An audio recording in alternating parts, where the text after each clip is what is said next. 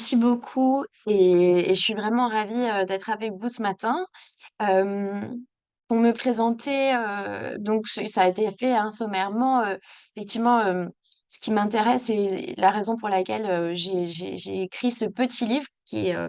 vraiment comment? C'est un ouvrage, en fait, qui a juste un échange avec Marin Schaffner, avec qui je travaille par ailleurs sur la diplomatie, de l'eau. Et on avait envie, de raconter par un livre qui est très court, hein, qui se lit en 1 heure probablement, l'histoire à la fois, de la Guyane et pourquoi cette histoire qui m'a traversée, fait que, elle m'a beaucoup appris aussi et beaucoup inspirée pour le mouvement pour les droits de la nature. Et donc, ce livre, en fait, c'est aussi un livre, qui est un livre anniversaire puisque, il est édité cette année. C'est les 40 ans, du discours de Félix Thiouka. Félix Thiouka qui était, un des leaders des premières luttes autochtones en Guyane française en 1984 très précisément, donc il y a 40 ans. Il prononce un discours extraordinaire, à l'occasion du premier congrès qui réunit les 6 nations survivantes à la colonisation française et devant un parterre composé de chefs, de femmes, mais aussi de représentants de l'État français. Il tient un discours, ardent et qui choque véritablement, l'administration française qui ne s'attend pas du tout à ce discours, qui ne s'attend pas du tout en fait, aux reproches, violentes qui lui sont opposées et qui finit par quitter la salle avant même la fin de ce discours. Et donc, pour vous présenter le livre, je vais vous citer quelques passages de ce discours parce que je pense que c'est ce qui l'introduit, le mieux. Hem, je choisis quelques extraits, qui vont, je pense, vous éclairer aussi pourquoi est-ce que ça m'inspire autant pour le sujet des droits du vivant en général. Donc Félix Tchouka, dit: «La négation de l'autre, de sa spécificité et de ses droits a toujours été une des caractéristiques de la suffisance des peuples européens, se considérant comme les porteurs de flambeaux de la seule vraie civilisation et de la seule vraie foi. Dans cette perspective ethnocentrique, nos terres étaient à conquérir, nos peuples à civiliser, selon votre système de valeurs. Malgré tous vos efforts pour nous assimiler à votre civilisation, nous avons pu y résister victorieusement.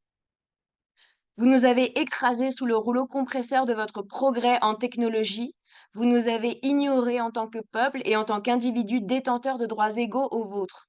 Vous avez envahi nos territoires et pillé nos ressources en ignorant notre droit le plus fondamental qui est de continuer à vivre de nos terres. En retour de nos ressources, vous ne nous avez montré qu'ignorance et mépris. Nous ne voulons pas non plus devenir des Français comme les autres ou même à part entière. Nous voulons obtenir la reconnaissance de nos droits aborigènes, c'est-à-dire la reconnaissance de nos droits territoriaux, de notre droit à demeurer amérindien et à développer nos institutions et notre culture propre. La nature de nos rapports à la terre et à ses ressources qui fondent notre droit amérindien se révèle fondamentalement différent de la vôtre. Nos principes de droit se fondent d'abord sur les besoins de la collectivité et ont pour but d'assurer à tous un accès égal à la terre et à ses ressources. Et de là, le souci de préserver la nature et d'assurer le renouvellement constant de ses ressources au profit de nos frères et pour le mieux-être des générations futures. Nous constatons que votre droit est fondé sur des principes tout à fait inverses. Il doit assurer à des intérêts individuels ou corporatifs la jouissance exclusive de la terre et de ses ressources au détriment d'autres membres du même groupe, de la même société. Il n'est pas difficile de constater qu'un tel système produit d'une part l'abus des ressources renouvelables et non renouvelables et à leur gaspillage, d'autre part à une répartition fort inégale de la richesse collective. Nous ne voulons pas accepter ce modèle de société qui est le vôtre et nous demeurons fidèles à notre modèle de société communautaire dans lequel les droits collectifs priment sur les droits individuels. Je pense que vous comprendrez sans mal à quel point, ce texte, il est, bah, déjà à l'époque, d'une actualité, en fait, criante. 40 ans plus tard, il est toujours, aussi moderne, aussi, juste. Félix dénonce aussi, le rapport prédateur des chasseurs, des pilleurs d'or et puis de toutes les industries qu'ils ont vu arriver en Guyane, et qui ont littéralement pillé et saccagé le territoire. Et donc, pour moi, évidemment, en lisant ce texte, et puis, en travaillant en Guyane, il faut savoir que donc, quand j'ai décidé de partir en Guyane française à la suite d'une rencontre avec, alors pas Félix, mais Alexis Kiuka, qui est le frère de Félix et qui, lui, a choisi la voie internationale. Il était, parce qu'il nous a quittés, il y a quelques mois malheureusement, il était donc, un des premiers autochtones, de Guyane française à devenir juriste et à, du coup, porter la voix des nations autochtones de Guyane, notamment auprès des Nations unies et à participer aux négociations sur l'écriture de la Déclaration sur les droits des peuples autochtones. Et donc, toute sa vie, en fait, il s'est battu pour faire reconnaître le système colonial français, pour dénoncer ses compétences, ses injustices et en fait, tout simplement, pour obtenir réparation. Et donc, avec Alexis Tchouka, j'ai notamment travaillé sur la restitution des terres des peuples autochtones puisque vous savez, en 2017, il y a eu des grosses mobilisations en Guyane française. La Guyane était complètement bloquée et l'État français a signé un accord notamment avec les peuples autochtones, s'engageant à restituer 400 000 hectares de terre. Et bon, bah, moi, ça a été un peu mon baptême du feu parce que, j'y suis allée, en tant que juriste et à la demande des organisations autochtones pour les soutenir, pour tenter de former un modèle juridique qui leur irait puisque comme vous l'avez compris, ils ne reconnaissent pas la propriété privée sur la terre, ils ne reconnaissent que la propriété collective qui est vraiment au cœur de leur modèle juridique, ce droit communautaire autochtone qui protège le groupe. Justement dans l'idée de ne pas individualiser la propriété sur la terre, de ne pas créer de déséquilibre, de ne pas justifier de prédation et de destruction. Et donc, bah, ma lourde tâche, ça a été aussi de travailler à élaborer ce modèle juridique visant à, poursuivre cet effort et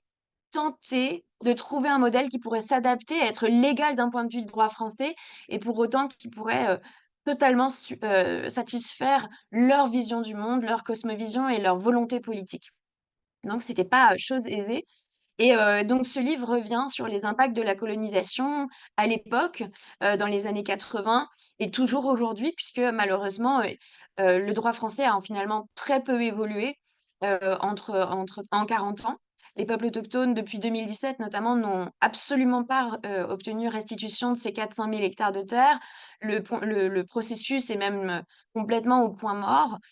puisque, le Grand Conseil coutumier qui était en charge de mener ces négociations malheureusement, hem, est totalement sclérosé. L'État français, en fait, a construit un modèle juridique dont il savait pertinemment qu'il allait complètement paralyser les négociations. Et ça, c'est très intéressant parce que c'est quelque chose qui m'a beaucoup marqué comment, le pouvoir colonial en place, en fait, agit, à dessein pour bloquer politiquement les négociations, pour empêcher, l'autodétermination des peuples. C'est très intéressant parce qu'il y a notamment, une revendication en 2017 qui était, d'obtenir la création d'un conseil autochtone, donc 100 autochtone, comme par exemple, pour le conseil kanak en Nouvelle-Calédonie et en fait, l'État français s'y est opposé bec et ongles et il a imposé au peuple autochtone de siéger à part égale avec les représentants Bushinengue, qui sont les représentants, des descendants d'esclaves noirs. Et l'État savait qu'en mettant 6 représentants autochtones et 6 représentants Bushinengue, eh bien ça allait de facto, polariser, les négociations, ça allait rendre impossible un choix sur l'attribution des terres et effectivement, c'est exactement la situation dans laquelle on se retrouve aujourd'hui et donc ça, c'est un effet pervers que maîtrisent très bien malheureusement, que maîtrisent très bien nos institutions coloniales. C'est, de savoir comment manipuler, jouer des oppositions, enrayer en fait des mouvements d'autodétermination et bloquer toute avancée politique. Et donc forcément en tant que juriste, bah, c'est extrêmement frustrant, parce qu'on se rend compte à quel point le droit peut vraiment être, un outil à double tranchant, un outil, qui peut être un formidable outil d'émancipation quand il est utilisé, à cette fin justement d'émancipation, de représentation juste, de travail à l'égalité entre les droits, à l'expression de ces droits et puis il peut être un formidable outil d'oppression, très efficace aussi, pour empêcher justement, cette émancipation et pour, conserver, voire, légaliser un statu quo et criminaliser ceux qui veulent faire bouger ces lignes et donc ma réflexion dans ce livre, en fait, elle est en miroir. Elle est, un constat, le constat d'un droit qui est un droit raciste et systémique, discriminant en Guyane française, heu et un droit qui aujourd'hui, au regard de ce que nous vivons, nous, juristes aussi en droit de l'environnement, amène à beaucoup de parallèles. Parce que, au final, qu'est-ce que c'est, notre droit de l'environnement? C'est un droit qui encore aujourd'hui majoritairement, dans sa construction, considère que l'autre n'existe pas. C'est-à-dire que, il n'y a pas, d'autre dans la nature, il n'y a que des choses, des biens, des ressources, des services écosystémiques, il n'y a pas de sujet de droit. La nature est entièrement composée de choses à notre usage, à notre bénéfice et donc ce droit de l'environnement actuel, il objectifie, il nie la singularité, il nie les droits fondamentaux de tous les êtres vivants qui composent notre planète et donc bah, vous le verrez dans ce livre, c'est ce parallèle. Je ne veux pas évidemment vous expliquer tous les rouages, sinon vous n'aurez plus aucun intérêt à le lire. C'est tout ce parallèle que j'essaie de tirer, dans le livre, c'est, quelles sont les réflexions, puisqu'on a beaucoup plus de recul maintenant évidemment sur le droit colonial que sur le droit de la nature. Comment ces réflexions ici de la pensée décoloniale peuvent aussi enrichir fondamentalement notre regard sur la manière dont nous pourrions, heu, émanciper ce droit de l'environnement de cette vision strictement utilitariste que nous entretenons à la nature. Et puis dans d'autres ouvrages et notamment, j'en ai un ici, bon c'est un des livres fondateurs du mouvement des droits de la nature, c'est le livre de Christopher Stone, «Les arbres doivent-ils pouvoir plaider?» Christopher Stone, donc est un universitaire américain, il écrit ce livre en 1972. Il fait le parallèle aussi entre, le statut notamment, de l'esclave noir, le statut de l'esclave noir qui est celui du bétail en fait, hein, qui a un statut, qui le réduit, à une force de travail esclavagisée pour le compte de ses propriétaires, donc un système dans lequel certains humains peuvent être la propriété d'autres humains, qui se voient, évidemment, nier leurs propres conditions d'humains. Ça a été, vous savez, les discussions de la controverse de Valladolid, de la bulle papale qui a interrogé la qualité de sujet humain des peuples autochtones, parce que s'ils étaient humains et bien, dans ce cas-là, ils avaient une âme. S'ils avaient une âme, alors ils étaient aussi des enfants de Dieu et on ne pouvait pas leur ôter leur vie et leur terre. Et puis, la controverse de Valladolid a abouti à la reconnaissance que les peuples autochtones sont bien des êtres humains. Ça paraît fou avec le décalage d'aujourd'hui, évidemment, et pourtant c'était bien réel comme discussion. Et Christopher Stone, déjà dans ce livre, qui est un livre fondateur des droits de la nature, bien, il nous renvoie finalement à ce droit qui a construit une séparation stricte entre, entre les humains eux-mêmes. Et il montre à quel point, la qualité de sujet de droit est éminemment politique, puisque pendant longtemps, par exemple, on a considéré, eh bien, que donc les esclaves noirs étaient du bétail, les étrangers et les juifs étaient, des hommes ferae naturae, ce qui en droit voulait dire des hommes de nature sauvage et donc et même d'autres penseurs comme Emily H notamment, donc des penseurs, des penseuses écoféministes ont fait le lien entre, Hem, les premières religions monothéistes et patriarcales et le statut, entre les femmes et la matière, les femmes qu'on essentialise, qu'on réduit à la matière environnementale,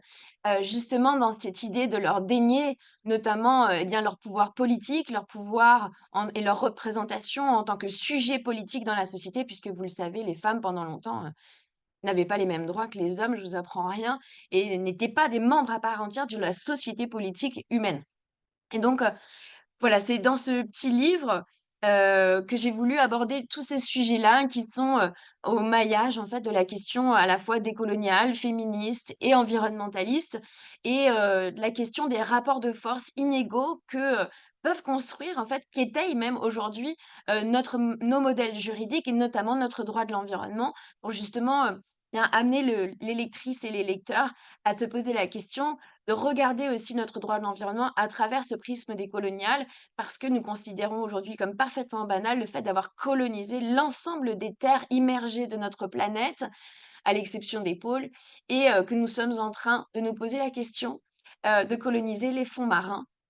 avant même d'en avoir découvert, les fonctionnements et les richesses. Donc on est vraiment dans ce moment de l'histoire de l'humanité, je pense, on doit se poser la question de cette décolonisation, du monde naturel pour relaisser la place et des formes de coexistence possibles avec les autres êtres vivants qui peuplent ce monde également à nos côtés et qui n'ont malheureusement ni statut,